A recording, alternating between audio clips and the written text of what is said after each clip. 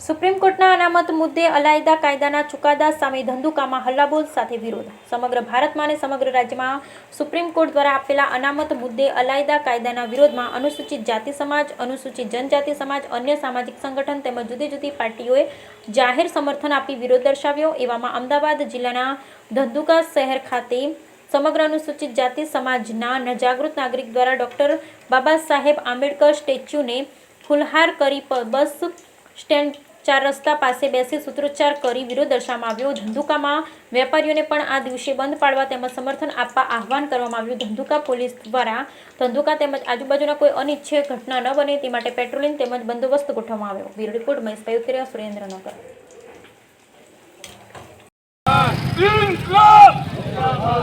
Supreme court तुम होश में हो, सुप्रीम कोर्ट तुम होश में हो, नहीं चलेंगी, नहीं चलेंगी.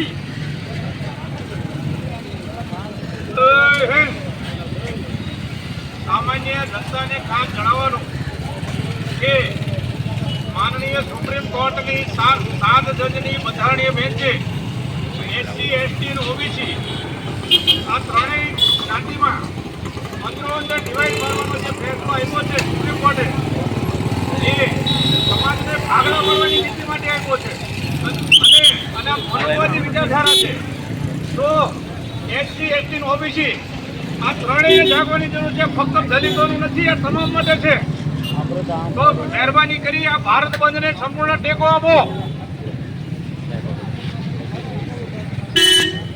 જય જય જય જય જય ભીમ, જય ભીમ, જય.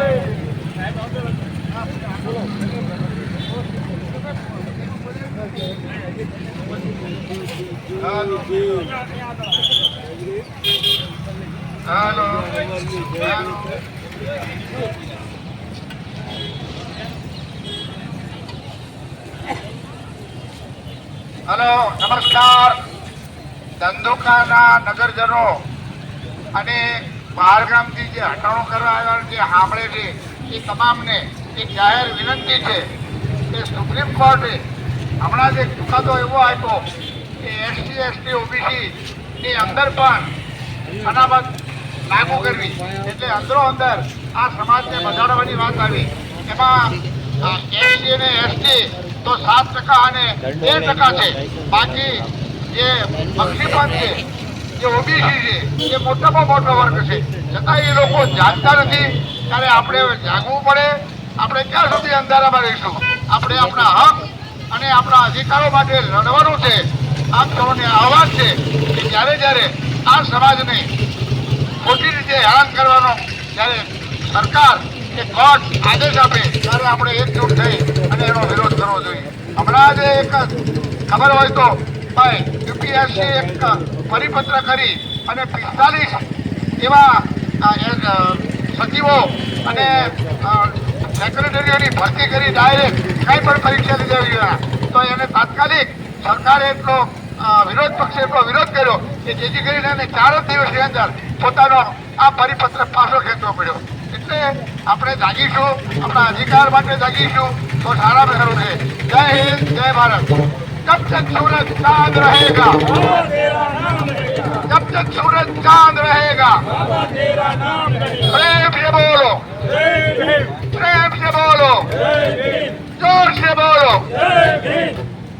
सुप्रीम कोर्ट तुम होश में हो, सुप्रीम कोर्ट तुम होश में हो. एसटी, एससी जिंदाबाद,